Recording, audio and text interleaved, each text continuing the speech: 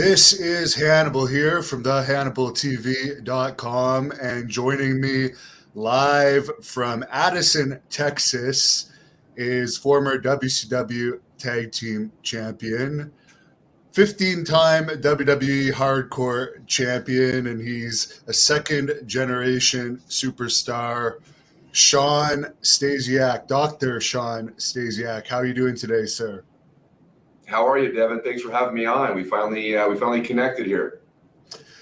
Yes, and for fans that are just checking in and didn't see the interview I did with Shawn a week or so ago, he did do about a half-hour interview with me about his plane ride from hell experience. So check that out. It's on my channel, The Hannibal TV, which I hope you're all subscribed to, as well as Dr. Shawn's channel, which he's just starting off.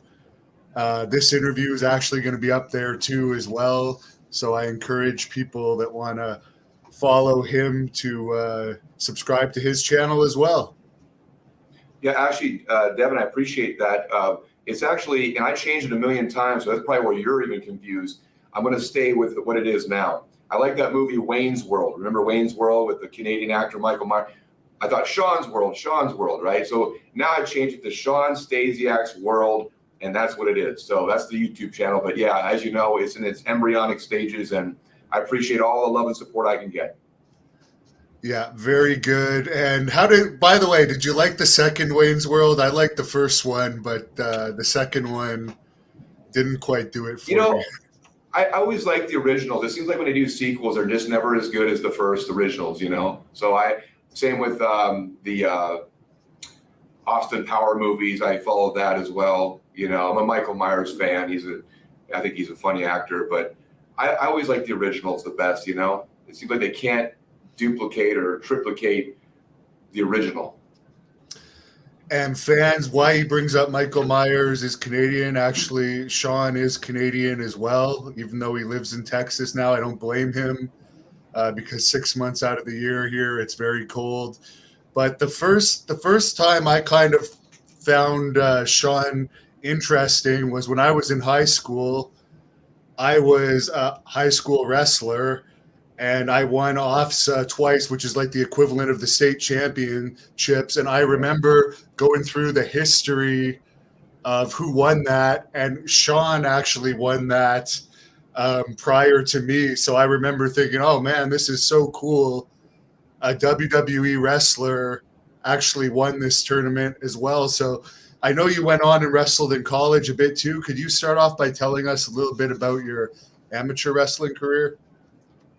Yeah, I had a pretty extensive amateur career. And it's funny with OFSA, when you mentioned that, that was such a special tournament for me, because the year before I had made it to the finals and I was actually up 5-1 with like 15 seconds left. And somehow I was a lighter heavyweight at the time, my junior year, This guy had won it a couple times before that. And I was on my way to victory to be the first ever for my school, White Oak Secondary School in Oakville, Ontario, to be the first OFSA champion ever. And I got rolled up and stuck and pinned with like 5 seconds left. It was the most depressing, devastating thing in my life that I ever experienced. But I bounced back the next year, and I won the tournament. So I was the very first OFSA champion for wrestling for my high school, White Oak Secondary School. But yeah, I went on to Boise State University, was their starting heavyweight for 3 years. We're in the Pac-10 conference at the time. It was Division I. So we competed at all the biggest tournaments: Iowa, Oklahoma, Arizona, the Las Vegas Invitational, Midlands in I think it was Chicago. So yeah, I had a successful amateur career. Of course, talk is cheap, but you always look back in hindsight and think, man, I just wish I had the mind I have today as a man back then. I had a little second guessing, and you doubt yourself at times. And there's matches that you can never get back that haunt you. Like I'm literally haunted by certain matches that I can never get back. And I think that's what drives me to this very day to keep fit and to keep pushing myself in the gym and to stay in shape and compete with myself. So I guess there's there's a silver lining in coming up short certain matches and tournaments that you might have not won or didn't place well. I mean, I had many of those too. So, I'm very, very grateful for my amateur wrestling experience. And you find there's all those amateur wrestlers out there, stick to it, win, lose, or draw. You'll use this experience for the rest of your life, in business, in life. Because I say that the world, as a inspirational speaker, life is a wrestling match, and that is your biggest opponent. So having that wrestling background, that pedigree, if you can create one, is great, because you learn discipline and loyalty, integrity, just hard work ethic. I don't know any other type of species on the planet, not to put down any other athletes or sports, but boy, wrestling is very gritty. In fact, one of the terms is, as you know, Devin, is embrace the grind. And so you probably find yourself, from your background, and I believe you were a Canadian champion, apart from being an offset champion. I took second and third in the Canadian National Championship Espoir for my age group at the time. So my whole point is, I had a successful career. I was a 2-time Pac-10 silver medalist, and then I went to the NCAA tournament twice. And it's amazing. You look at the brackets, and it's like the people that I lost to by 1 point, give that tournament all over again, and you very well could find yourself in the final or competing for the top, maybe a bronze medal. Everybody was so closely matched, and it was so competitive, I was a ranked top 12 in the country my last senior year. I'm very grateful for the experience. So blessed that I had that opportunity. And we have another thing in common now that you mention it. I was the first offset champion from my high school too. And for fans that aren't familiar with that, who aren't from Ontario, this is like a massive tournament. I believe it's a 32-man tournament over a 2-day thing. Yep. So it's, as a high school wrestler, to do that in Ontario is more prestigious than in any other province, just because Ontario is so populated. Did you find that you had extra pressure on you because your father was a world champion wrestler, and you kind of felt that you had to do well in amateur wrestling because you're the son of this legendary pro wrestler? Actually, Devin, no, I didn't, because back then, when I was in high school, my buddies were all football players. I was like the only wrestler in the gang. And we would watch WWF at the time. We work out together on the weekends, and, we'd all have our respective sports and training during the week or whatever. But I never really had that pressure, because it was two separate things. Maybe I don't know, maybe inadvertently or subconsciously I put pressure on. I tend to do that anyway. I put way more pressure on myself in my professional wrestling career than I did my amateur career, because they're two separate things. But I see why you would think that or ask that question. No, not really. Not that I remember it was anything really a prevalent thought or anything, that I put extra. I put pressure on myself because I just wanted to win OFSA. That was my first real dream goal, because the heavyweight, he was from Jamaica. His name was Mike Curlew, and I saw him at the OFSA championships where he was in the final, and he lost in the final. He did great. I mean, you placed in that tournament, you succeeded. But I was so devastated and so depressed for him, because I had roomed with him, trained with him. He's the one that kind of got me, took special time with me to help develop me. And when I saw that, the whole build up to the finals, like just the ceremony, just just everything that leading up to that final, the finals of all the wrestlers, and then seeing Mike lose in the final, I was so devastated. I said to myself, I'm going to win OFSA next year. I want to be an OFSA champion. And so I think in honor of him and honor of myself and our school, I was just so inspired by that whole experience, not just the match itself, and not just the heartbreak, of Mike coming up short, but it was really just the whole experience. I said, I want to be that guy in the ceremony and leading up to that. And sure enough, I was the next year. Of course, like I said in my story, I fell short. I ended up losing in the final, but then the following year, and ironically enough, I know you're from Ottawa, Devin, but the guy that I had defeated in the final, his name was Joey Ducharme, and he was from Ottawa, I believe. I'm pretty certain of that. So there's I don't know if that name rings a bell, but that's probably way before your time. But I put more pressure on myself once I got into my professional wrestling career. I had just lost my father not too long prior to me finally, going after that WWE dream. And that's where I put pressure on myself. And I think that's kind of what might have backfired for me in a lot of ways. Yeah, I was going to ask you about that. You obviously went to college. As you said, you wrestled fairly successfully in college. Was the plan always to be a pro wrestler? Like, were you a fan of it growing up? Or was it just, I'm the son of this legend, I can probably get in because it's easier for second generation stars? I'm going to give this a shot and try and make some money. So was it more money, or was it more like a passion?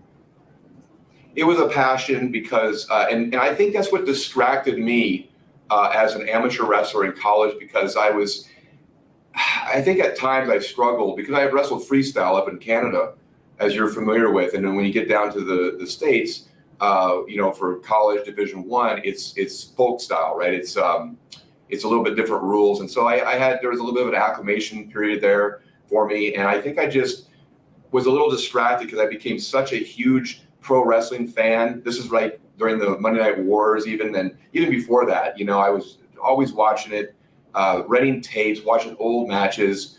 I was a huge Mark fan for guys like Rick Rude, Roddy Piper, Jimmy Snuka, just some of the legends. Ultimate Warrior, of course. I mean, I know that he's a pretty polarizing figure, but that kind of inspired him and Sting. The face paint, the theatrics, the larger than life comic book come to life characters is what really inspired me. I was also a Kiss fan as a kid. The group Kiss with the face paint. I love face paint, theatrics. I love Halloween, Big Kid. That's what inspired my alter ego character, Phobia. We can get into that a little bit later. But I was such a fan that I think I distracted myself by even talking myself out of really. I had stages where I was struggling to want to even get through the Division I wrestling program with Boise State. I don't know. I think I was just so focused on, I knew as soon as I graduated, I was going to go try out for pro wrestling. So I think in essence, that kind of distracted me. And looking back, I would tell any collegiate athlete, if you have a desire or a dream, now if you're in football, baseball, basketball, generally, if you have a passion for that to play pro, you're going to focus on your current sport because that's what that is. But with amateur wrestling versus pro wrestling, it's really, there's some similarities and some parallels there, some elements that are similar, but at the end of the day, it's a completely different business. One's sports entertainment and one's real wrestling. So I would just say focus on that wrestling career, get everything you can out of that experience because you'll never get it back. And trust me, I look back and I've had regrets for years that have haunted me that I didn't give 110% at moments of my Division I amateur wrestling career. And you know what? You probably could have gone back to Canada after that and probably done the Olympic trials or something in freestyle wrestling and won, because the competition level is so much better in Division I in the US than it is in the CIAU in Canada. But you went on to WWE and you took a different path. So maybe you could tell us about that, because I know you were signed very young at the time without a lot of experience, which was rare at that time. Actually, Devin, that's funny. I actually was not that young. I was actually older because I took some time off in between. I went to a junior college out of high school in Canada, and then I ended up coming back home, and man, I ended up quitting school and wrestling and everything for like about a year and a half, almost 2 years. My dad wanted to kill me, but I was younger then, in my early 20s, and I ended up working for a Xerox color toner plant in Oakville, Ontario, for a 22-year-old kid at the time back in, 1991, 92. I still think I made almost $50,000, which isn't bad for a 22-year-old kid in a time of recession in Canada at the time. But it was a factory job, and, it took about a year and a half where I realized, this isn't I cheated myself. I need to get back to school. You know, I need to get back to wrestling and back to what I was pursuing. So, you know, I actually graduated, I think I was 20, I want to say I was 26 or 27. And I actually didn't get started. Now, I had 10 untrained professional wrestling matches in Portland, Oregon in the summer of 1996 when Kurt Angle won his Olympic gold medal. And of course, I was following him on the Olympics, and I had met Kurt, you know, prior at the NCAA tournament, you know, different tournaments. I'd run into him and see him at the airport at times. And later, you know, lo and behold, we ended up being training partners, traveling partners, and I would be his first debut televised WWE wrestling match, you know. But I actually got started a little bit later, and it was kind of, you know, most second generation wrestlers are generally get started a little bit earlier because, you know, it's in their blood. They grow up around it and they get into it earlier. For me, it came a little bit later. So I didn't get to the WWE training facility in Stanford. It was I had my tryout in October of 97. And by January of 98, I was part of the infamous Funking Dojo camps with Dr. Tom Pritchard and Dory Funk Jr., who actually officially trained me, apart from Paul Orndorff a couple years later at the power plant when I went to WCW. But, you know, that's when we had those camps, and all these guys would be flown in from all over, you know, and that's where I met the likes of, you know, Jay Resso, or, you know, Christian, Edge, Test, a lot of the Canadian guys, Mark Merrow, Ahmed Johnson, John Tenta, the Earthquake. I mean, the list goes on and on. Val Venus. So I was exposed to those camps with not too much training under my, like, official pro wrestling training under my belt. And those guys that came in, they had already been in the business for 3, 4, 5, maybe even more years.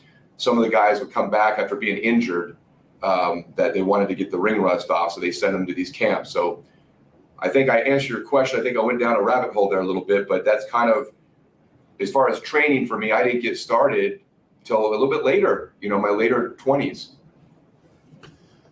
And you mentioned that you didn't have much experience and you were actually trained by Dory Funk Jr. and Tom Pritchard.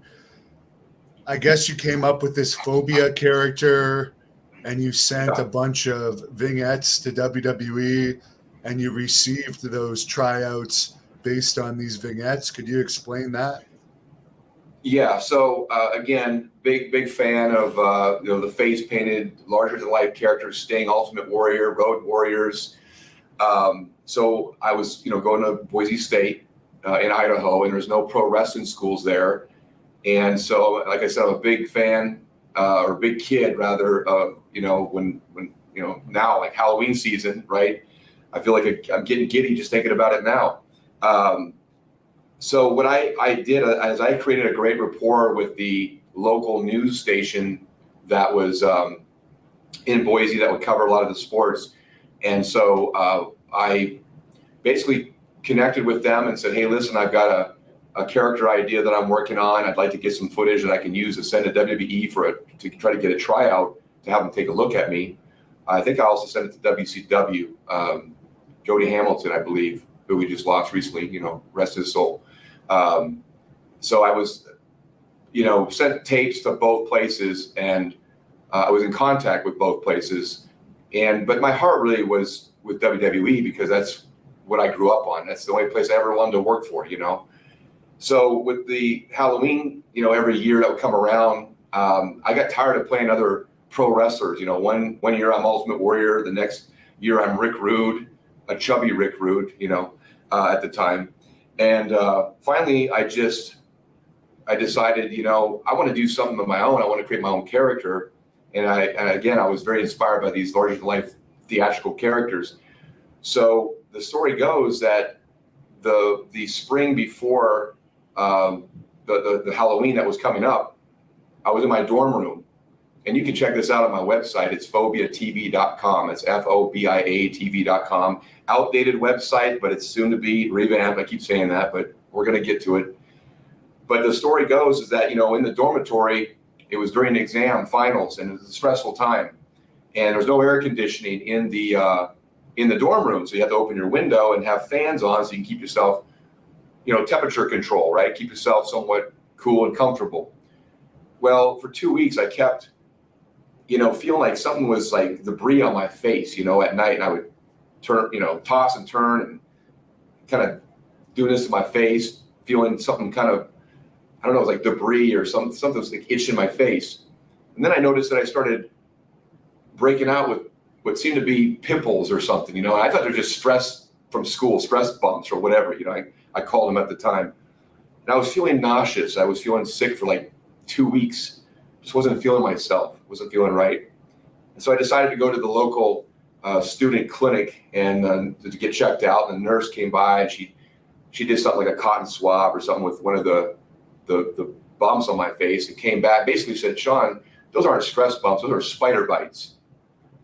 And then I put 2 and 2 together thinking, oh my God, man, don't tell me I've been attacked by spiders for the last 2 weeks, because that's what I'm feeling on my face at night, Lo and behold, I get to my dorm room, I rip my room apart thinking there's a spider nest or something, or where are these spiders coming from? Sure enough, I ripped my bed that was kind of attached to the wall out, looked underneath the bed, and there was a full-blown spider nest underneath my bed. That's a true story. So I was petrified, man. I was freaked out. I could never go back in that room again. I had to stay with a friend to finish up my exams that year. So then the following year, I decided to create a character, and I said, well, what could cover my face and look cool? And I thought, hey, 8 legs to a spider. Let's, so I filled up the face, and sure enough, when I did the first paint job, I'm staring in the mirror, I see my reflection, and the one word that muttered under my voice was just the one word, phobia. I just muttered it. And even though we know that fear of spiders is arachnophobia, but phobia was just the one word that came out of my mouth. And so I used this character and would create like a PSA for the local kids, in the community: safe trick-or-treating, don't talk to strangers, be accompanied by a parent, check your candy, all the PSA good community insights or such advice, And I used that footage from Channel 7 News to send to WWE. And so they got the tape. It's back in the VHS tapes, those big blocky tapes. And I received a phone call a couple of weeks later from Bruce Pritchard that they were interested in having me come in to take a look at me. So the phobia character essentially is what got my pro wrestling tryout. We never used the character in pro wrestling. There was a time when Hogan was with TNA, and Hogan and I had stayed in touch, and he was interested in possibly bringing it aboard. He said he needed a nemesis for Sting. I was like, are you kidding me? That's like one of my teenage idols, Phobia versus Sting. Heck yeah, I'm in, But that never came to fruition. And I was really disappointed at the time because, with that business, Devin, who knows for what rhyme or reason things happen, things don't happen. There's so many variables as to, politics, who knows, but it didn't come to fruition. And I was very disappointed at the time. But then years later, fast forward, I realized that it's a blessing that it never did come to fruition, because to me, phobia means so much to me, because really it's a theatrical expression of me, Shawn. And it really the spider emblem represents all fears of failure, fears of rejection, fears of success.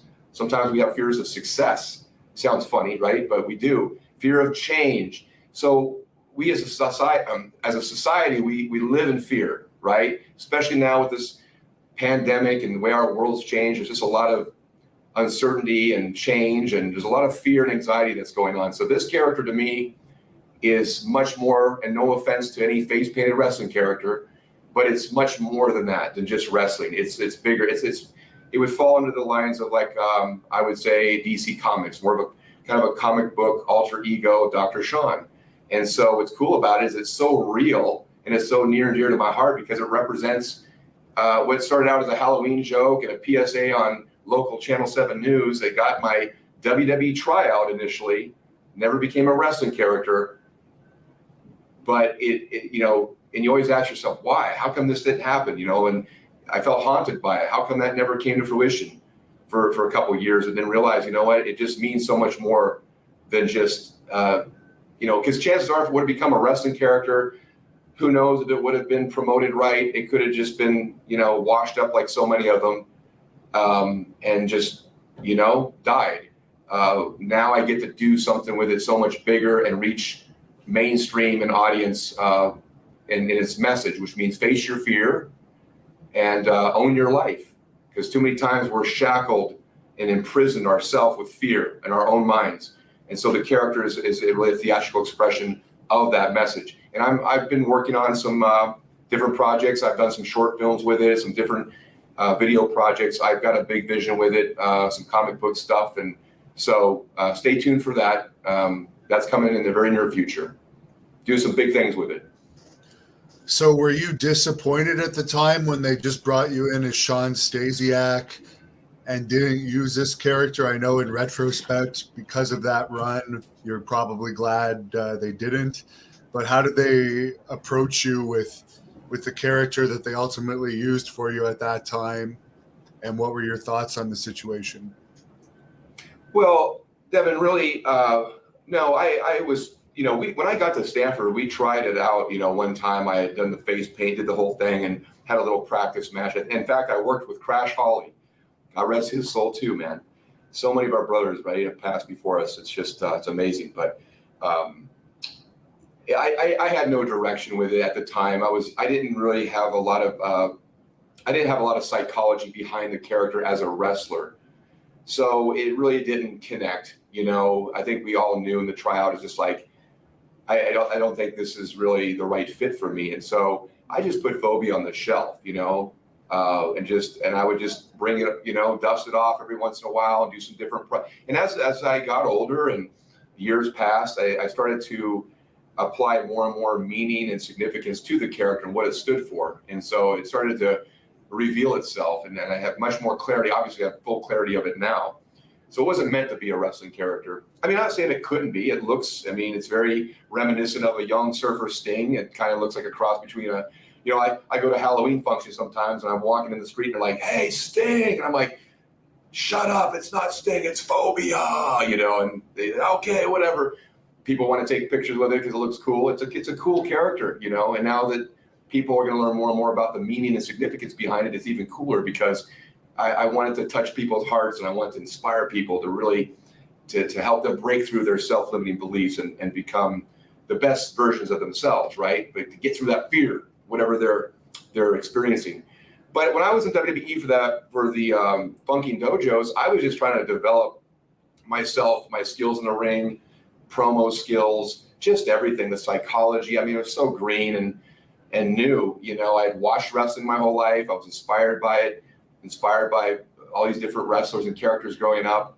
I mean, I was meant to at least try the business out. I mean, look, man, when you're a 5-year-old kid and you're trying to sleep and you hear this huge laugh in your living room, oh, oh, oh, oh, oh, giant laugh, and you walk down the stairs only to see your dad with Andre the Giant in your living room drinking beer till 5 a.m. I don't think you have a choice but that you're pretty much adopted in that business, that crazy, wacky world of professional wrestling. So anyway, to get back though to your original question with training and everything, I just wanted to develop myself. I knew at that point I had my work cut out for me because I was around guys that had a few more years experience than me. And I, as competitive natured person as I am, I was like, man, I've got to get caught up to speed. So I wasn't concerned about characters, or I just wanted to get the basics down, just to learn psychology. And I just figured when it's time, you know, we'll figure something out as far as a character. They sent me to Memphis. I worked with Jerry Lawler in that territory. At the time, that was like the farm club to the WWE. I keep saying WWE because that's what it is today. It has been for a while. It was WWF when, you know, you and I remember growing up on it, right? But same promotion. That was a great experience. It was basic, you know, psychology. It's a different style of wrestling. It was much slower paced, but everything, the promos, the storylines, the actual matches with Jerry, they were so easy and so basic psychology, but it was so effective. and Jerry's a master at that. And so it was just an honor to work with a legend, a Hall of Famer like Jerry Lawler. And, I knew that when he worked the angle with me, I felt that I felt special because, he doesn't work just with anybody. So I felt that maybe he was getting the word from the office, hey, work with Shawn, me, to get him TV ready for the main roster. And then, of course, I think it was like maybe 8-9 months later, I got called up to the WWE to be part of the main roster. And this is where I was disappointed initially when it came to a character.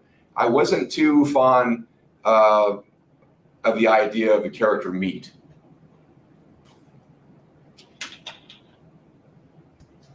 Yeah, I can imagine. But I guess you just went for it because it's your first character and that was what you're being paid to do. So you just did what you were told, I suppose. And that's what it is. It's like an actor, you're an actor or an actress and you're given these, it was a role that I was given to play on a TV show. And I looked at it, and at first I was disappointed because my whole life I anticipated, I'm son of a former WWE champion, the 5th wrestler in the history of the WWE become champion. And, I just did not anticipate that I would be given a name, a one-word name, and by the name of Meat of all names. But at that time, the business model was changing. I think Vince was going more towards more, I guess, kind of gimmicky characters, and it was the Attitude Era. I think that was really the start and the birth of the Attitude Era. So I understood that, and I had some advice like with I think it was Steve Austin and some others that just said, hey kid, just take the role, play it the best you can. It won't last forever. Get as much as you can out of it. And I did the best I could given the cards I was given back then with the character. And hey, I gained some experience and I got my name out there. That's essentially how I got started with that particular company, WWE. Yeah, you pretty much know they're never going to make you the world champion with a name like Meat. They're not going to build the company around somebody named Meat. So I understand the frustration. I remember well, I'm sorry, Dan. I was just going to say, I remember I had heard, because usually when you have your match and a lot of the boys will look at the monitor in the backstage, and I was out there wrestling my match, and I guess it got back to me that Steve Austin was like, man, that kid's money. I could see me working with him and making a lot of money. I just can't see myself Stone Cold Steve Austin versus Meat at WrestleMania. And I agree with him. I understand. And would that have been Vince Russo that came up with that gimmick, or was it Bruce Pritchard's idea? Or a collaboration? Maybe Pat Patterson? Yeah, I think it was actually Ed Ferrara who was co-writing with Vince Russo. So, they're all working together, as a creative team. But I believe it was actually Ed Ferrara. I guess I asked him, I said, how did you come up with that name? Where that idea even come from? And I don't know if it's from some movie, I don't know, it's a movie with a character called Meat, but he said his dad was on a softball team for years and there was a guy on the team, or maybe it was his dad, but his nickname was Meat for whatever reason. And so they just, strangest names and characters, gimmicks come from the strangest places and ideas in pro wrestling. So that's how that came about, apparently. Probably one of the things you're most remembered for during that first WWE run was having Kurt Angle's first match. You probably knew him from the training and possibly Memphis, but how was that experience for you? Oh, it was great, man. I was such a huge, coming from my background as an competitive amateur wrestler, my experience in Canada, and then of course Division I experience. And then following Kurt's career, I was a big fan of Kurt Angle. I was inspired by him. And so when I learned that he was coming to the Funking Dojo for a tryout, I was elated. I was the first one in line to greet him, and so we end up, wrestlers kind of stick together. There's that commonality between us with the amateur wrestling. So he had such a hard work ethic and would just train upon hours of training, like in the gym, cardio, training in the ring. And he asked me, hey, can you meet me here early at the warehouse so we can go over bumps and drills? I said, sure. So I was all about it, man. I was very happy that Kurt Angle was joining us. And of course, Now, I was my rookie year as the character Meat. I was even doing some dark matches too, but they were putting him on dark matches at TV just to get him experience and develop, to get comfortable and acclimated to, a different type of wrestling, obviously from what his background was. But as you've heard the story, he took on so quickly and became, one of the best, one of the best technical wrestlers ever. And so it was an honor for me to travel with Kurt. We became good friends, and I really enjoyed traveling with him. We were pretty much lived together on the road for, I don't know, maybe 4, 6, 8 months.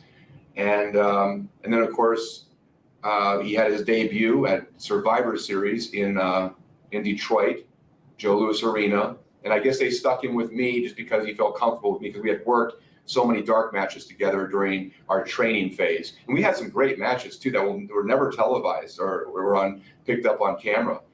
We just had a good flow. We were both green, of course, but just athletically and just, I don't know, I think there was a common mutual respect, and we just flowed. They say, pro wrestling is about having the right dance partner. And I had that with Randy Orton too, when we had house shows and whatnot. But really enjoyed working with Kurt Angle, man. It was a great experience. Now, of course, there's the whole thing with these alleged tape recordings that I guess led to your WWE release after your first run. It made all the news at that time, and it's kind of what you're infamous for. You've already explained to me the misunderstanding of that whole situation, but because all of the fans haven't heard it, could you explain what exactly happened there? Yeah, this is a story that it's followed me wherever I go. My name is synonymous with the tape recorder incident. It always will be. I finally just, a couple years back, said, Shawn, just embrace it. It's part of your history. You can't rewrite it. It is what it is, right? Basically, long story short, stupid thing to do, looking back now, but I had absolutely no wrongful intent whatsoever.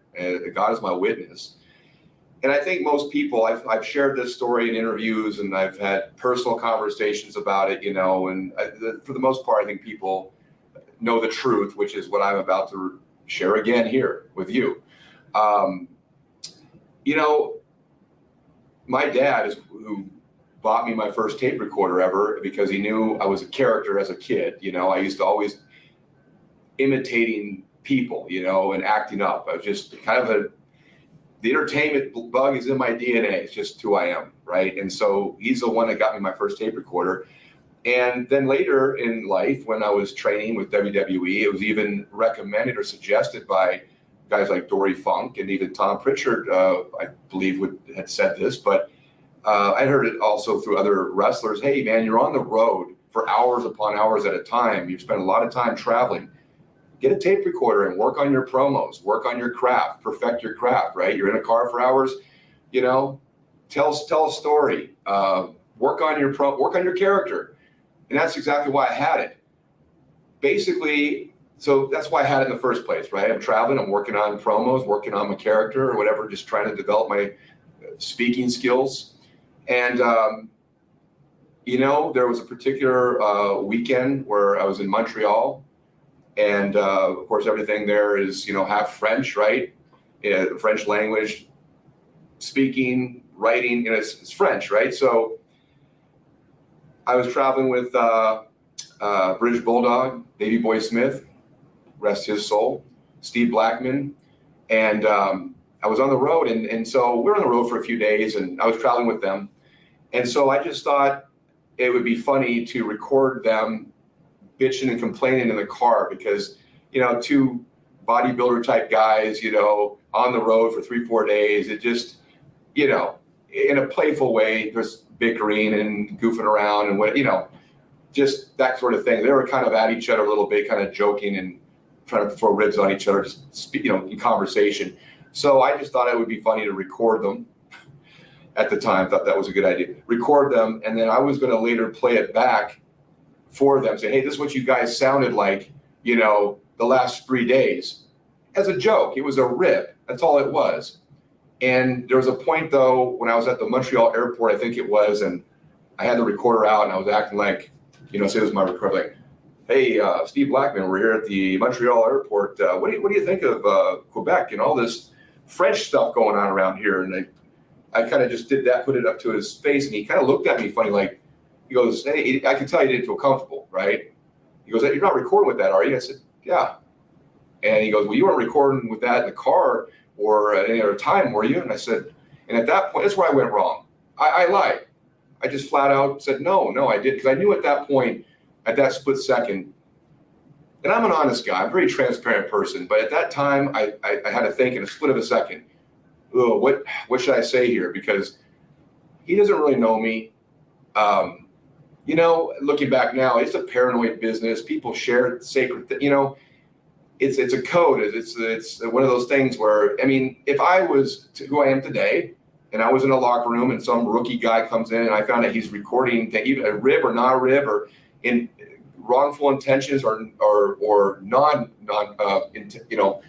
harm intended, it would piss me off, and I wouldn't feel comfortable around that person. So I get it, but it was a really bad look for me, because at that moment I said no. I shut it off, put it in my gym bag, and that was the end of it. I said, well, there goes that rib. I'm not going to, I knew at that point that they don't know.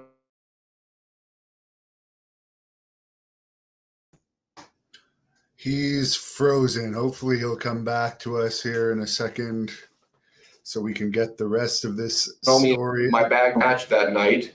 Sorry, Shawn, and, you Devin, froze. You froze for about 15 seconds there. Okay, where did I leave off at? If you could rewind for about 20 seconds, that's where we were. Okay, here, let me record. Let me rewind on my tape recorder here. Hold on. Oh, okay. Actually, okay. I was just checking the text. Sorry. Basically, when I was asked if I was recording or had recorded, where I went wrong, I should have just been upfront and honest right then and there, but I said no, because I knew at that split moment, I said, these guys don't know me. They don't know me like my high school buddies. They don't know me like family. They don't know the goofy, have fun-loving Shawn that just I've always documented everything in high school. I was always the one with the video camera, always with tape recorders, always documenting experiences and funny things and skits and imitations and impersonations, right? And so, I just realized, I said, this is just, just tell them no. And I knew at that point the rib was done. I'm not going to go that route now. So I just turned it off, put it in my bag. Next day, we're at TVs. I'm in, I put my bag in the locker room. I go out to the ring, going over my match for that night, and someone said, Shawn, you got to come back to the locker room, man. It's not good. I was like, what? I had no idea what it was about. I get back there, and all the boys are in the locker room just staring at me, and they had my bag. And I had a bunch of cassette tapes in my bag, too. This is back in the cassette deck with the Walkman, cassettes. I had that and had all these cassette tapes. And, man, they had gone through them, and half of them were smashed and broken. And what had happened is they pressed play on my tape recorder, and they heard their voices on it. Right. And Steve and Davey Boy, I guess. And so that was not a good look for me, man. That's essentially the story, man. And it was probably one of the worst times of my life. I was so petrified about losing my job, my dream job with the WWE, that I just felt horrible. I felt awful, man. And I ended up getting fired because of that. And that's essentially the tape recorder story. I mean, it's just a rib gone bad, made me look real bad look for me. You heard the cliche, wrong place, wrong time. It's exactly what that was. The people that knew me believed my story. They knew guys like Glenn Jacobs, I think the Hardys, I think even Edge and Christian. I think they knew me well enough to say that Shawn didn't have any wrongful intent, but it was a stupid thing to do. And it costed me my job. And honestly, Devin, I don't think I ever recovered from that fully with that company. Now, what happened is I ended up getting fired. And, man, it was a very depressing time for me, because I lost both my mom and dad. I didn't have, any family. I looked at wrestling as a family. I wanted to make that my family. And so when that was taken away from me, I was devastated. And I didn't know WCW was the only viable place that I could possibly go to continue my career and develop my craft. I was still young, still like really a rookie then, you know, and I've been in the business for maybe a year and a half, maybe 2 years with training. But I was like, I don't know if these guys are going to have me there, because word gets around, it's a small community. But sure enough, I had done an interview with Vince Russo a few years back, and he was part of that. I guess Terry Taylor had come to him and said, Shawn, explain the situation, because everyone had heard, and said, why don't we just bring him in and give him a tryout? And that's when I ended up going to the power plant. That's where I met guys like Chuck Palumbo, Sean O'Hare, Mark Jindrak, Mike Sanders, Kiwi, Alan Funk, among some others. And Paul Orndorff was there, you know, running the school at the time. I think Sarge might have still been there. I don't remember now. But that's when I had my second shot at the wrestling world, you know. And I was just so grateful, felt so blessed that the right people in the right places believed me enough to know that that was just a stupid rib gone bad, costing me my job, but they're going to give me a chance and give me a shot with WCW because they saw my talent, they saw the potential, and that's essentially what got me started with WCW. I never wanted to go there. I always wanted to stay with the WWE. That's the place I always called home. That's the only place I had interest in ever working for. But I didn't have a choice. I ended up getting fired. I lost my dream job because of a stupid rib gone bad. Plain and simple, honest to God truth, end of story. Did any of the wrestlers actually confront you about it directly, or did you just find all the broken equipment? Yeah, no. I remember Mick Foley in particular came up to me. Even Kurt Angle said, man, because I felt very disrespected. You know, my clothes were torn up. There was shaving cream on my bag.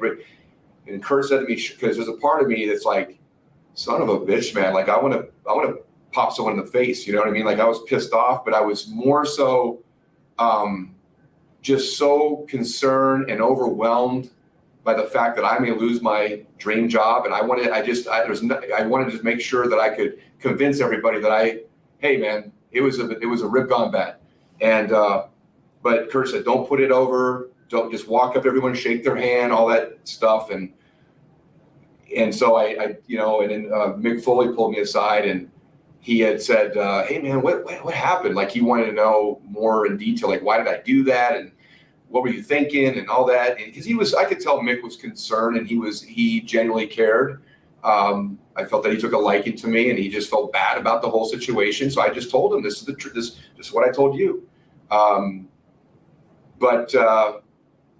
Yeah, and I've heard rumors, I guess, fabricated stories about the tape recorder incident. I've heard it's amazing how people get bits and pieces of information and just blow this thing up into a whole different story. Apparently, I had heard that I was working for Hard Copy, or maybe I was working for WCW and Ted Turner, you know, trying to get secret information to get to WCW.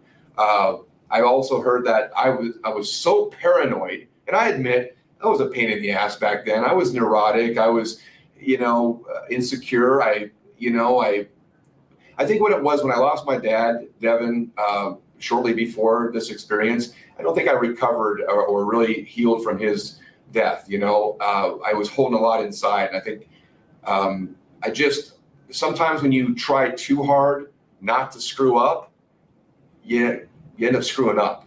And that's kind of essentially what I did. I labeled myself and I just, I wanted to succeed. I wanted to make my father proud. I wanted to make our family name proud. And so I just put way too much pressure on myself. And, you know, the tape recorder incident was just one of those things where it was just a stupid, dumb move, costing me my job. And, you know, but what I was going to say is that, you know, I've heard, I think everybody's a bit paranoid in that business. In wrestling, that you're not the only one. There's so many, exactly, because of the nature of that business. No wonder people are paranoid, you know. And I was already kind of a little insecure and had just lost my dad and had all this pressure on myself. Because because I've tried to make sense of it, and I finally made peace with it years ago and released it, to the universe and said, it is what it is. It's part of my history. It's part of my story. It's something I can share with people. And that's exactly what I'm doing here today with you guys. But I had heard a story, I think it was Jim Cornette that even said that apparently I was so paranoid, right, that I thought people were talking about me behind my back. So I had brought a tape recorder with me and put it in my gym bag so I could just see who was talking about me. Come on, man. Now I could see how a story like that could form or develop, but that's the furthest from the truth. The truth is what I've shared today. Now you know. Yeah, and he's not that credible in my opinion at all. Just one last question kind of related to that. WWE did put your father in the legacy wing of the Hall of Fame for some reason, not the main Hall of Fame for whatever reason. But do you think not having you involved in the induction had anything to do with some people still holding a grudge with you related to the whole tape recorder thing? Devin, your guess is as good as mine. I'll never know. And I want to shed some light on that because I truly feel now WWE did bring me back over from WCW. I went there for a year and a half. You know what? WCW, I am so grateful for that opportunity. I ended up making more money. I got more TV time, ended up becoming a 3-time World Tag Team champion, traveled the world, had a lot of fun, and developed my craft, I felt, even further.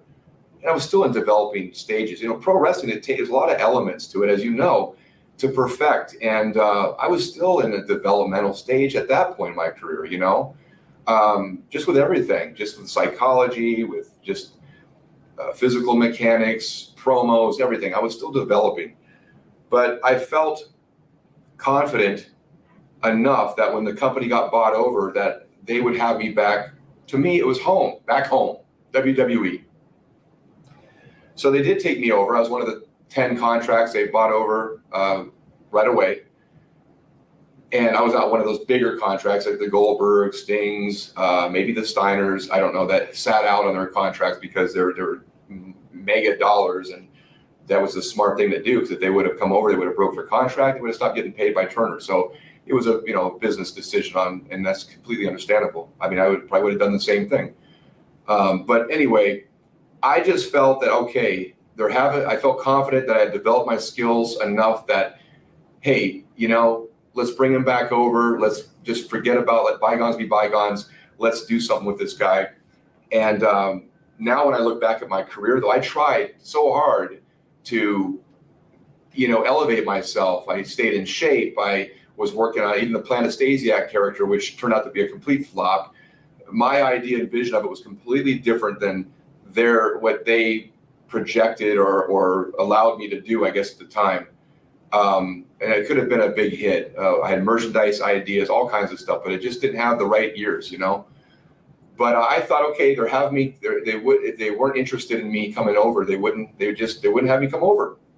But I look back and realized that I think that I was just kind of a cost of doing business. I felt that I was just a business expense. My contract was just a way to do business, because all they did really, I did some goofy stuff with The Rock and Kurt Angle and Stone Cold with the character running into milk trucks and walls. I was essentially the Wile E. Coyote of the WWE for a while. Again, just thinking, okay, just run with this. You just got back. Just go with the flow, get your feet wet. And then, eventually this will change and just keep working hard. I'm always a believer in working hard, and you'll be rewarded for it. But, in that business, you could work all you want, have a great look, charisma, promo skills. You got everything, a lineage, a legacy, and you still, if someone with the pen, the power of the pen doesn't like you, or certain people in their ears, you're not going to go anywhere, man. And I feel like that was probably my situation, honestly. And I'm not pointing fingers. I don't want to sound, boo-hoo, poor Shawn, because if there's anybody to blame for anything, I'm going to point them at myself. There's a lot of things that I could have done differently. And as a man, over the years, I've looked back and reflected on my career and as a man in life. that's what life's about. You live and learn, you make mistakes, you learn from them. So I see why I might have, painted myself in a certain picture to some people, but you think over time that would be, reconsidered or I think I was just someone they want to make a laughing stock out of now. And I was just there to feed guys like the Brock Lesnar's of the world that were coming up. I was in shape. I was a bigger guy, had a little bit of a name recognition. So why not feed Brock, one of the bigger, better built people on the roster? Makes him look even stronger.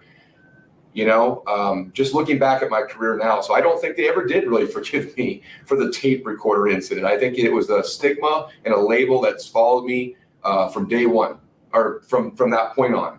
And with the WWE Hall of Fame, man, that really, really broke my heart. That really, really, a lot of guys say, don't put it over. Don't now screw that. I am going to share the authenticity and the truth about how that did affect me. For years, Devin, I campaigned and I promoted my father as he's the 5th wrestler in the history of the WWE to become champion. He only held the belt for 9 days, but he always told me, he said, Shawn, that was the most happiest 9 days of my life, apart from you being born. And God rest your soul, Dad. He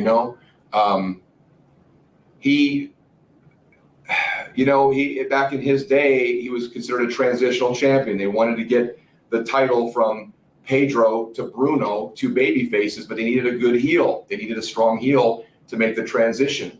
And so there was other heels that were there, but my dad was a good, solid heel and would be the perfect guy to get that piece of business done. And he did. But, here's an original WWE champion, 5th wrestler in the history of the company. Here I am, retired for many years. I go on to become a chiropractor. I'm not tooting my own horn, but I just want to give you, the fans here, a picture of this experience for me. Okay. You don't read about me. I'm not making negative title headlines. I'm not in drug rehab. I'm not, in pornography. I'm not trying to crap on anybody, because we all go through our journeys and we all have, our challenges. And so for those people, I'm making a reference here. I thought I went out and did a good community thing by becoming a community leader and being a healer with my hands as a chiropractor. I also developed a speaking career to light up the hearts and minds and souls of people to help them with their breakthroughs and help them stand in their greatness. Meaning I feel like my contributions since I've been out of wrestling have been, I'm not perfect. I've made mistakes, and I'm going to continue making mistakes. But, I feel like I just really got shit on this one, because I campaigned and I promoted for years on social media about, hey, what about Stan the Man? Yes, I'm going to be biased. Yes, obviously I'm his son. I'm going to be pushing for him. But don't you think he's worthy of a WWE Hall of Fame induction? I think so. You have all these other people that have made it, and God bless them for that. I'm happy for everybody's success. I really am. But I must be hated or disliked so much in that company. And by the way, I never jumped on the concussion lawsuit. You know how many times I've been approached for this lawsuit, I never jumped aboard that, because for my own reason, I just didn't feel comfortable with it. I didn't feel like I might have suffered some concussions. I know I did, but I might have suffered those from prior to that. I just didn't feel for me ethical to jump on that that case. Same with the unfortunate Benoit tragedy. I was on I think it was Fox News, and they're trying to drill me about, well, Vince McMahon this and that and whatever, and have me try to throw Vince under the bus. I never did, because I'm an honest guy. I'm transparent. I'm going to tell it like it is. And I just, it's unfortunate when it happened. That's a horrible thing that happened. But my point is, if anything, I've had friends say, why are you sticking up for Vince? Why are you sticking up for WWE? And the answer was, because I just didn't have a reason not to just be honest. And I'm just coming from my own experience, So I just felt, though, with what I have done, and again, not to my own horn, but going back to school, how hard that was, Devin, to make the transition to go from performing in front of 20,000 people and millions of people on TV back in a classroom taking biochemistry and sitting next to some kids saying, hey man, I played your video game. I played your character last night. Oh, good for you. Okay, yeah. You know, like it was a tough transition, but I got through it, became a chiropractor. I've been serving my community here in the Dallas-Fort Worth area for the past 15 plus years. I am currently at Longhorn Injury and Rehab in Dallas for those that are local, so come out and see me. You'll be in great hands, more ways than one. I know that was a cheap plug.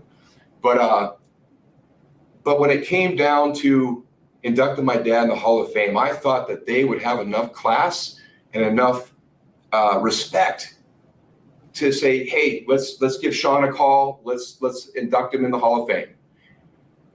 I don't need Mr. T time on a podium. Give me 5 to 7 minutes, if that. I'll share a couple funny stories. I'll receive this award in my father's honor and in his name and our family name.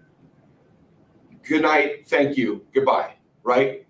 That never came. I learned about my dad being inducted in the Hall of Fame through Twitter of wrestling fans. I just finished my workout at LA Fitness. I'm in the parking lot and my phone's blowing up and I'm seeing all this congratulations on social media. They're finally putting your dad in. And I knew at that point, right then and there, Devin, I said, oh my God, they're not, because the Hall of Fame was like the next day or 2 days from that point. I said, no one's called me. No one's informed me. They're going to go stick him in that legacy wing, because the last 2-3 years prior to that, I would see this wing thing pop up and I said, oh man, I get nervous. I said, don't destroy his name in that thing. And no disrespect to the legends that are in that wing. I just felt that my dad deserved just a little bit more, man, than just throwing him in a 20-second video package and stick him in a wing with a video package for WWE's, you know, for a Hall of Fame induction. I never was invited to the arena. No one called me. No one. It was really, truly a spit in the face, and I took it that way. I immediately called Vince. I have his number. You can call him right now. You want to call Vince? Maybe we should call him. What do you think? That'll get some views. Yeah, sure. Give him a call. Yeah. So I called Vince, right? Of course, he didn't pick up, and I figured he wouldn't. I mean, it's WrestleMania weekend. And I texted him. I said, Vince, you know, please don't induct my dad this way. Wait till next year when you guys are in New York. I think it's MetLife Arena or Stadium or something. Besides, this was in New Orleans at the time. I think it was 2018, I believe. I think it was 2018 Hall of Fame. I thought just wait till next year. You're in New York. It just makes more sense. My dad was a bigger name in that area anyway, right? Just geographically, my dad was a big name everywhere he went. Every territory he went, he was a top guy. He was a top heel for the most part. But I just thought it was appropriate. You're going to be in the New York area. Let's just wait till next year and just give me 5 minutes. Give me 10 minutes. That's it. Let's do this right. And he just texted me back, of course, and said, it's not a. Please don't take it personal. It's a company decision. Bullshit. Excuse me. You know what I mean? There's a real deeper reason why someone would do that. I don't buy that's just a company decision. I feel personally it's some personal vendetta. And again, I don't want to sound like an a-hole sitting here saying, pointing fingers or whatever, but it was very, very devastating to me and very, very heartbreaking, man. And it caused me some grief. I was depressed for a couple weeks, man. I think rightfully so, because I just always anticipated what would I say? What stories could I share? I was almost like, I wasn't rehearsing, but in my mind, I'd often think about what would I share? What would I tell? What would I share with the wrestling fans, about my father? Maybe a personal story, maybe a funny wrestling story, maybe him and Andre or him and, I don't know, Roddy Piper in Portland days, in Portland, Oregon, the Pacific Northwest days that I grew up on as a kid. And I just thought, because I am a speaker, as you can tell, I have the gift of gab. Devin and I have had many discussions already, and prior to this interview, and we're like, man, this could have been another podcast. We've got like 10 of them now. But yeah, man, that's the Hall of Fame experience for me. So very disheartened. And I'll just end it with this. But I've accepted it. Okay, I've accepted it, and I don't let it consume me. However, as a professional artist and actor, I've been able to compartmentalize things in my life. So I've always thought, I'm always open to the right business. I'm certainly not waiting by my phone to ring. I'll stay in shape the best I can as I get older. And, the wrestling business will always be synonymous with my name. I'll always embrace elements of the business, even though the business has changed. The product is different today. A lot of things doesn't interest me. Some things do. Love the authenticity of the connection with the crowd and real live interactions. Like when CM Punk made his return recently, I thought that was just a beautiful moment. And I shared that with you, Devin. It's those moments that are very far and few between that are so organic and so real. And I love that about professional wrestling, is blurring the lines of reality and a work or a fiction. And when you can intertwine the two, man, that's magic. That's real TV. And all I can tell you is this: if they wanted to do business with me and they wanted to get real fire, they wanted to get real passion, they wanted to get real, boy, I'll tell you, I've got some pent up stuff that's in an archive folder in the deep archives of my mind that could be pulled and delivered, and I think would make for some great ratings. So I'm always open to the right business, but I'm certainly I'm not open to going back to doing anything other than honoring my father, his name, and our family name, and myself, representing that in the name of Stasiak.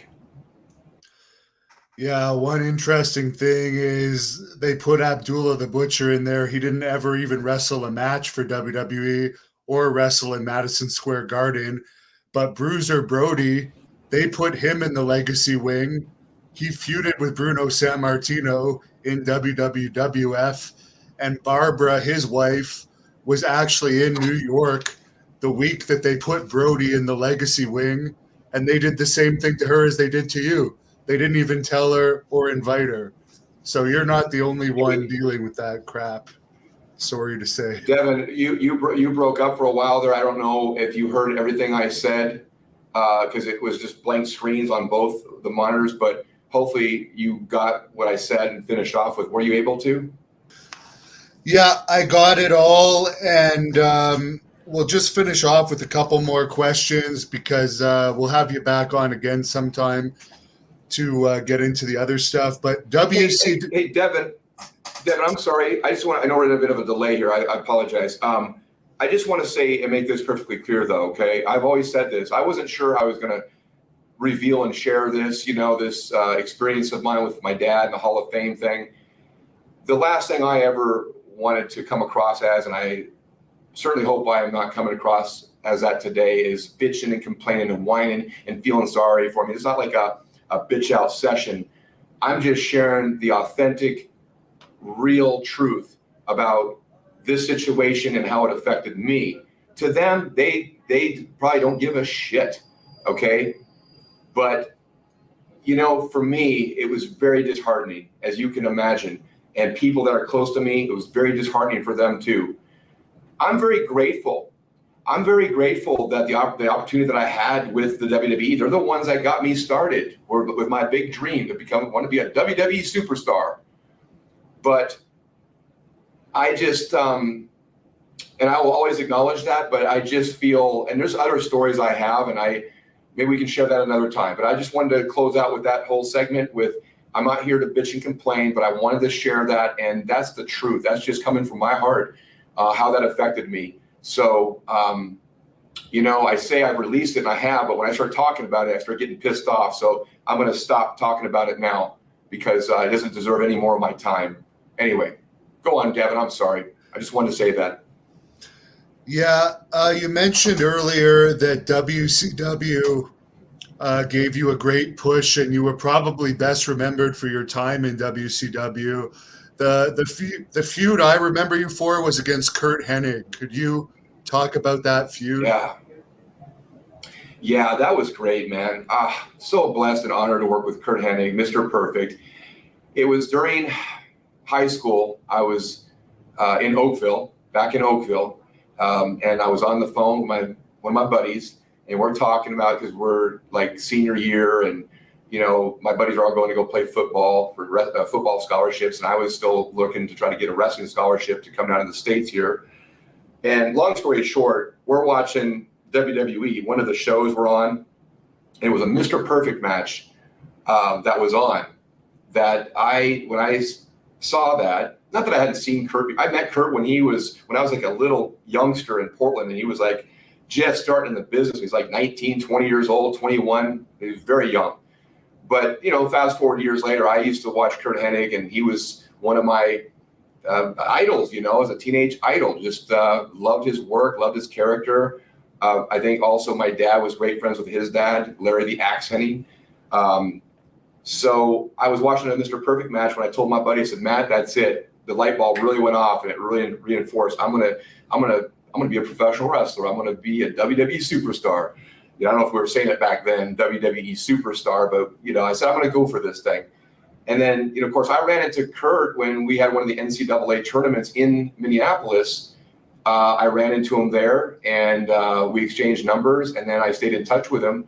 And then fast forward another year or two later, I found myself in WCW. With that, you now know the whole transition and how I got there.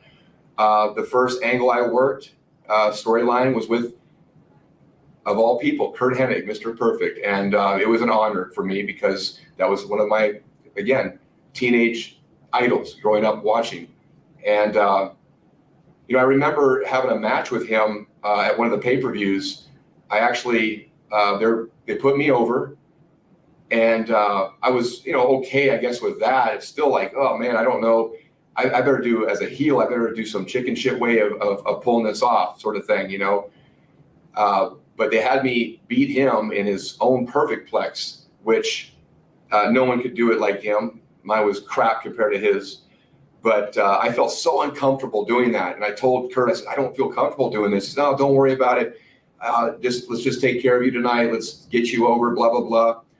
And I'll never forget that. And, I was so uncomfortable, not only like going over on him, but going over on him clean and in his own move. I just thought,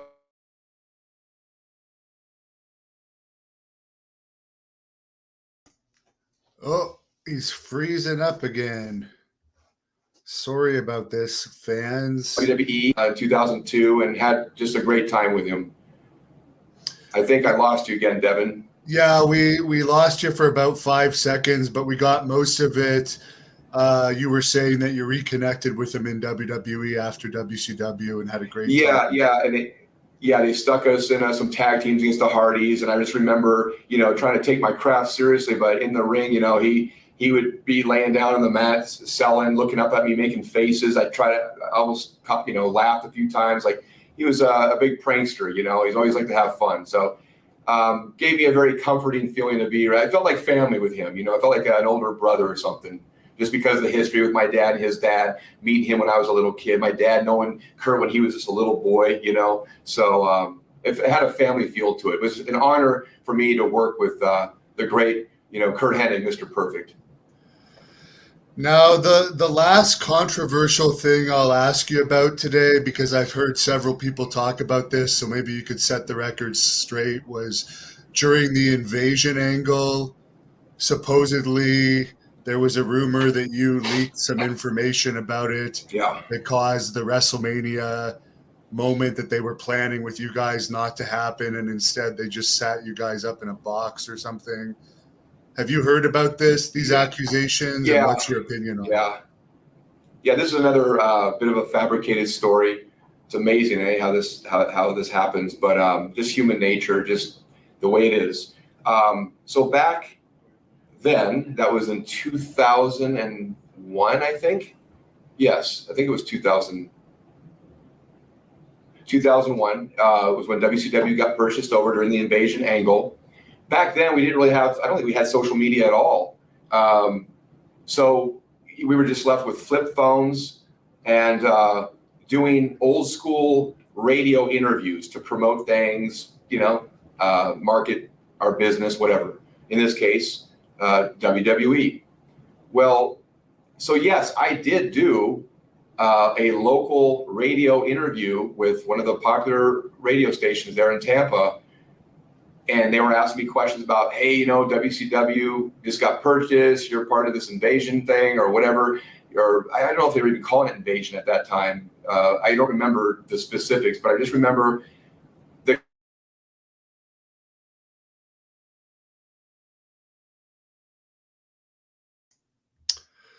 Uh-oh, there seems to be a connection issue, fans, and I'm sorry about I this. felt, hey, I'm back with WWE. I'm going to promote. One second. We lost you for a WrestleMania. second. We lost you for a second again. You disappeared again, Devin. Yeah, we lost you just as you were saying about the radio station appearance. Yes. Yeah. So I got on this radio station. I did this interview. I think I'm doing a good thing. I'm promoting for my company. I'm talking about WrestleMania and who's, you know, at the time it was me and Chuck Palumbo, Sean O'Hare, Stacy Keibler, Mike Awesome, you know, and some others that were coming over. Nobody told me or anybody, I don't know about anybody, no one told me that they wanted us to stay dark. Like, don't share this with don't do interviews, don't do any media. Johnny Laurinaitis, and I'm not trying to throw Johnny under the bus, but he was kind of took us under his wing. He was kind of in charge with the WCW talent coming over to WWE during the invasion angle or when we first got bought over. And he was more or less kind of assigned to us. But he never once said, Shawn, or anybody that I heard him saying, don't do any interviews, don't do any media. Here I am doing this interview, right? Thinking I'm promoting the company, WWE, WrestleMania. And it was probably one of the worst things I could have done in their eyes at the time because I was at WrestleMania in Houston. I'm in the hotel room. This is how long it took. It was like a delayed reaction. The time that it got to me that was a no-no. I was in the hotel getting ready to go down to the lobby to get picked up in a shuttle with the rest of the crew, right? To be taken over to I think it was the Astrodome at the time, to be put up in this box or to the arena anyway. We were put up in that box, but maybe we were supposed to do something else. Apparently, we would have had more involvement or something, perhaps. I don't know. I don't remember exactly. But I get a phone call from Johnny saying, Shawn, did you do an interview with such and such in Tampa? I said, yeah. Why did you do that? And it just went off. And I said, well, what do you mean? Like, no one told me I wasn't supposed to do any media or interviews. No one said nothing, right? You would think that it was that important. Devin, if you and I were running a company and we had talent, right, and we want to have something that's special secret, wouldn't we make it real clear to the talent, hey, do not make any phone calls, no emails, stay off social media, don't do any interviews. None of that ever happened. So I almost didn't even make it back the second tenure. I was almost fired before I could come back from my first tenure when I was fired. I was like, I can't get nothing right with this company. And I haven't stepped on WWE's soil yet. I was still in my hotel room. But somehow they said, come on down, we'll work something out, stuck us in a box. And you saw that was my WrestleMania moment, by the way. That's the only WrestleMania moment that I've ever had, by the way. About 5 seconds on a camera with a bunch of guys in a box. There you go. Now, I know you're friends with Brian Clark. You helped hook me up with the interviews with him. You also won the Tag Team Championships in WCW from him one of the times. Could you share some thoughts about him? Because he seems like a really good guy. Yeah, I've always liked Brian. We didn't get a chance to know each other real well back then, but even back then, we took a liking to one another. There's certain guys that you just know when you first meet. You get to know, you say, hey, this is a good cat, man. You know, you feel comfortable around that person. And so he was one of them. Same with Brian Adams, and God rest his soul too. But yeah, I enjoyed working with those guys. Chronic at the time. We had some good matches for what we were given at the time. But it's funny because I always stayed in touch with Brian periodically. The odd text, you know, that thing that happened with the Hall of Fame. I was so distraught over that and so bothered by it that I did reach out to him, and we spoke about it. And he was, you know, very supportive of that situation. And then, you know, fast forward a couple more years, just recently this year, maybe 6-7 months ago, towards I think the beginning of this year or in the spring, when you and I started talking, Devin, I had reached out to Brian and had a question about, action figures, because he seems that he really has that down well with his line, with his merchandise, and you should check all that stuff out. I don't know all his handles, but I'm sure they can watch the interview and he's plugged that. So if you're looking for merchandise, dolls, goggles, footballs, Nerf balls, T-shirts, all that stuff, you can find out where that's at. But yeah, we just reconnected, and honestly, it's crazy. I feel like he feels like family to me. We reconnected and kind of created this bond now, and we almost talk every day on social media. We do the private messaging on Facebook, which I said, let's switch over to WhatsApp, because you know me, I'm long-winded. I get cut off a lot after a minute. You're probably already experienced that yourself, Devin. But that's why I'm a speaker, right? I figure I talk a lot. I might as well get paid doing it, right? And delivering some good stuff, of course.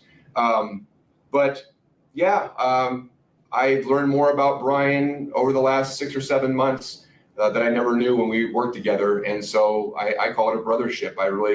I'm grateful for our reconnecting and our support. And, of course, I'm working out and doing 2-a-days, and I got him doing 2-a-days, and we try to inspire each other,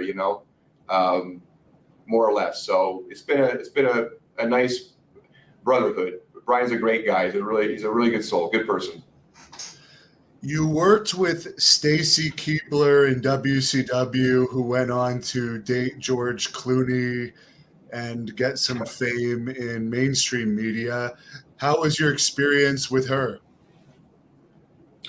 Oh, Stacy was really young when she worked with me and with the companies, WWE and WCW, of course. Before that, she was always really cool. I enjoyed working with her. I didn't realize how young she was when she's like in her early 20, like 20, 21.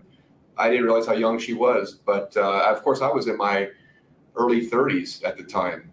But she was always, very beautiful girl, head to toe. But she, what's I like about some of these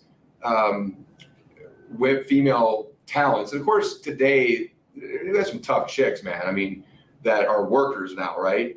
But for a girl that was kind of brought in, I think, just to be a manager, and for her physical presence being as pretty as she is, she had a really cool vibe about her, and just a very, she's just pleasant to be around. She was fun to work with, easy to work with, and that's pretty much the extent of my memory of Stacy. I ran into her back in 2007, I want to say, for an autograph signing, and she had just done Dancing with the Stars, and I had caught a couple glimpses of that, and I just told her how proud I was of her. I think it's pretty impressive when people can, reinvent themselves, wear different hats, and succeed at that. So she was able to get, I guess, leave wrestling and go do something that's pretty damn hard. I hear to Dance with the Stars is no joke. I heard some people say it's the hardest thing they've ever done. He's like world-class athlete, so it must be pretty tough, Now, speaking of the divas, I don't know if you ever messed with any of the divas or Nitro girls or female talent, but that's one of the questions the fans like to know about.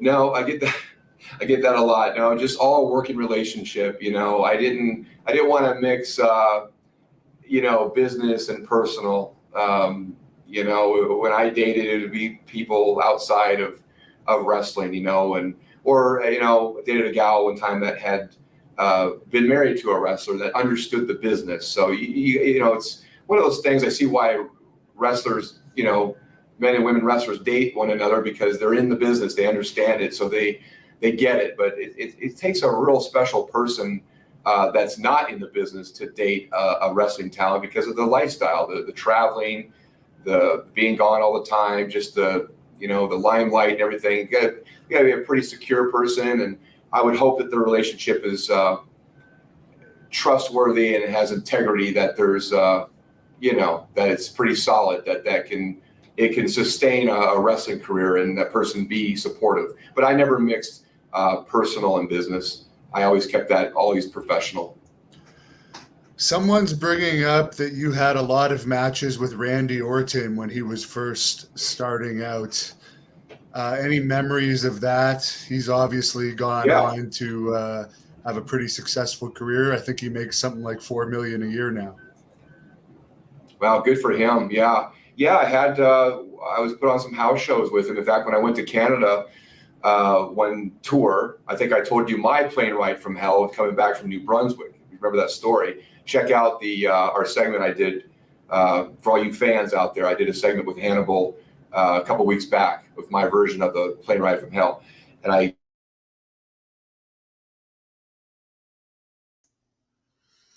YouTube is censoring it. It was so controversial that they've decided to freeze him so he get can't in the talk about office, it. Andy, because he was a young pup then. I think he was like 22.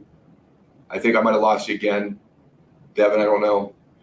We keep having technical. I told you you'll never meet anybody that has more technical issues than me, right? I'm telling you, it's my spiritual energy. It's so damn strong. It's interfering with the Wi-Fi signal.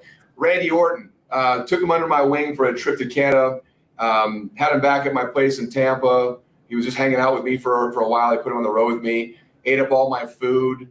Slept on my couch, and we had good matches. I felt we flowed real well. He was a real young, real rookie back then, but he was really great athlete, smooth as glass, good chemistry. I would have loved to have had worked a program with him. Hey man, never say never. Again, I'm not waiting by my phone, but he's a legend killer. I support legends. I'm all about tradition and legacy. So I don't know, man. I think we would have had a great storyline. We could have made a lot of money together. I still believe that now. Now, there's been so much talk about the WWE backstage bullying in the early 2000s. You were older at that time when you were in WWE, but did you either experience any of that or witness any of it? I know that you wrestled JBL before, who was known as one of the big bullies back there at the time. Yeah, it's funny. Ironically enough, I was just watching an interview with Rick Bassman, and JBL was on there. I think you were coordinating that or part of that somehow. Anyway, I saw with Boss Rutan and Butterbeam and Sean Ray, and JBL came on. Who am I missing out? There's someone else there. I think that's it, Rick Bassman. But John, you can tell, is older and seems like he's grown a lot and matured. I think so. What John said though back there is just part of the culture, and that's true. That's for some people. Some people can handle it. Some people can't. There's been a few times that he would joke with me too. Whenever there was a point though that came about, as in England, as a matter of fact, and I felt that I was kind of being pushed a little bit. So I had to, as a man, I had to stand up for myself, and I had to question if there's a real problem with me, because if there is, then if it's something we have to handle and take care of, well, let's just get it done. But apparently it was just nothing more than just playing around, no big deal. I like you. We worked matches together, the hardcore matches, and I'll be honest, I enjoyed working with JBL. I thought, again, he's a little snug, and I like snug, take care of your opponent. But yeah, we had some, we had one of those, couple of those, I don't know what matches you would call them, but you're using, utensils and stuff in the ring, smashing over each other's head, that kind of stuff. Maybe no holds barred matches. I actually enjoyed working with JBL. I would say I was never bullied by him or really anybody. I think some hard joking here and there that could be taken that way, but I didn't take it that way. I had pretty thick skin, and I kind of was on to him, and I felt deep down when push came to shove, I got to know him like as a person, and he's actually a pretty good guy. Not to mention, he got out of football because of bad knees, and you're an amateur wrestler, so you would have had those leg attacks if it had come down to it. Well, yeah, talk is cheap, right? But, I'll leave it at that.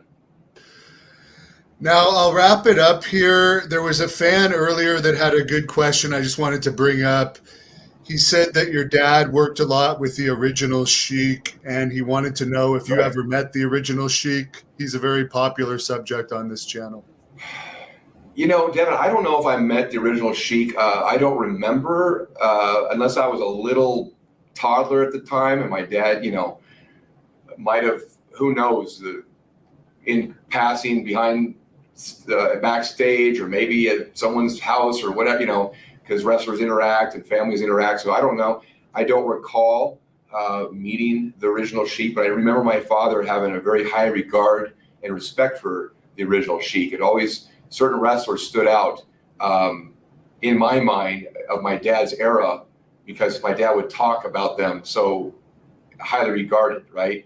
And the Iron Sheik, the original Sheik, was definitely someone that he respected and had great matches with back in the day. Another wrestler that really stands out, and speaking of, you know, these names, would be High Chief Peter Maivia, The Rock's grandfather. My dad had they were friends, and he had a very high level of respect for the High Chief. I think most people did, but those are the two names that really stand out. It's ironic you mentioned the original Sheik, because that's one of them, and High Chief Peter Maivia is the other one that my dad seemed to talk about a lot in a positive, respectful manner. And I'm sure we'll have a part two, but to close this off, you mentioned you've been talking about your dad off and on here the whole time, but for fans that are newer and not necessarily familiar with your father's career, do you want to just say something about your father? And we can get into him more in a future interview, but we've talked about why he should have been in the Hall of Fame, but we haven't really gone into some of his accomplishments. Of course, he was known for the legendary heart punch that I don't really remember seeing you ever do that. So maybe he didn't want to get you in any trouble. Well, I'll tell you one thing.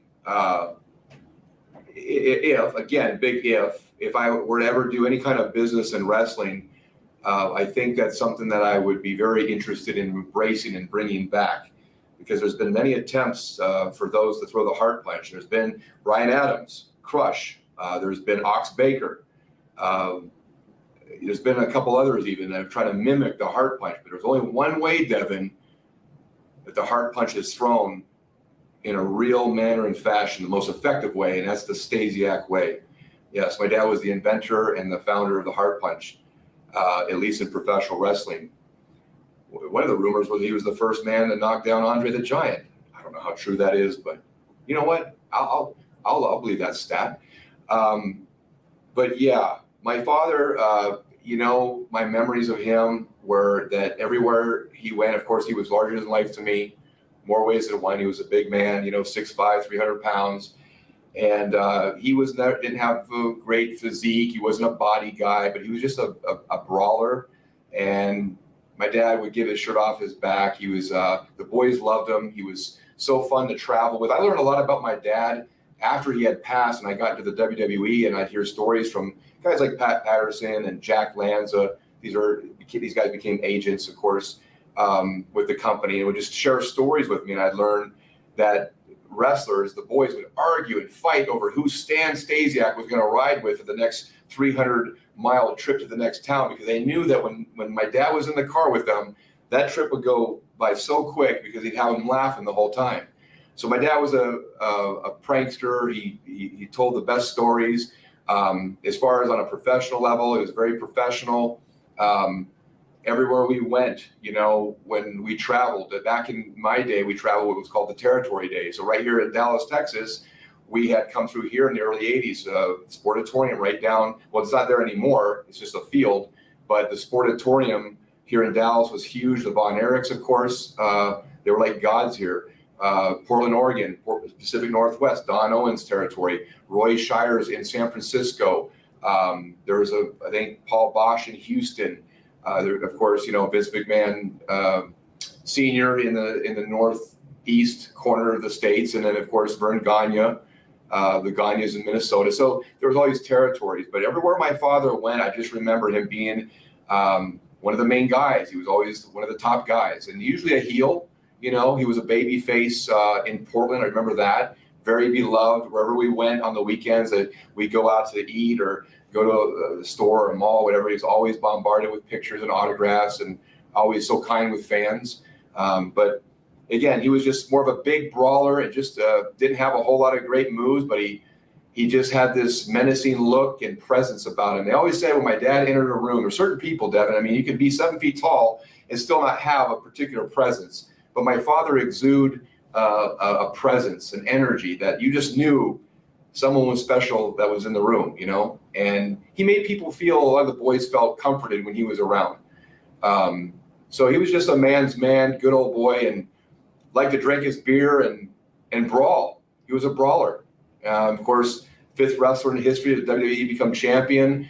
He won the Pacific Northwest championship many times over, as well as the tag team championships. He won the Texas Brass, and everywhere we went, he held some kind of belt.